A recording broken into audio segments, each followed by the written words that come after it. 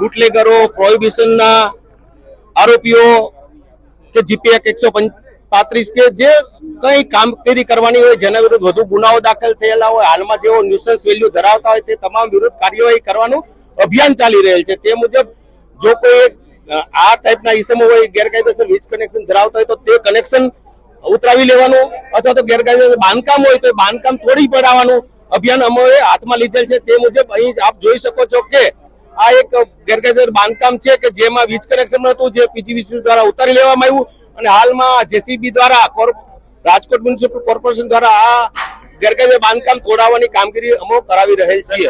આપ જોઈ શકો છો કે આ રીતે જે પગલા ચાલુ થઈ ગયેલા છે, તો જેમ જેમ અમને માહિતી મળશે કે એ ઇસમને અટકાયતી પગલા લેવાની જરૂર છે, એ ઇસમનું ગેરકાયદેસર બાંધકામ છે, એક ઇસમે ગેરકાયદેસર કનેક્શન લીધેલા છે કે એવી કોઈ પણ જે પ્રવૃત્તિ હોય કે જેના વિરુદ્ધ પોલીસે હરકતમાં આવવાની જરૂર હોય તે તમામ પગલાઓ અમે લઈશું।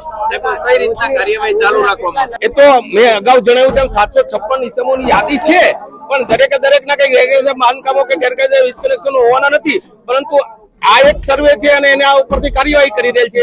એમાં જે માનો કે પાસા કરવાના થાય, તડીપાર કરવાના થાય કે અન્ય કોઈ અટકાયતી પગલા કે જે પણ તેમને આવી પ્રવૃત્તિ કરતા અટકાવવા માટે જે પણ કરવાનું થતું હશે તે તમામ કાર્યવાહી અમે કરીશું।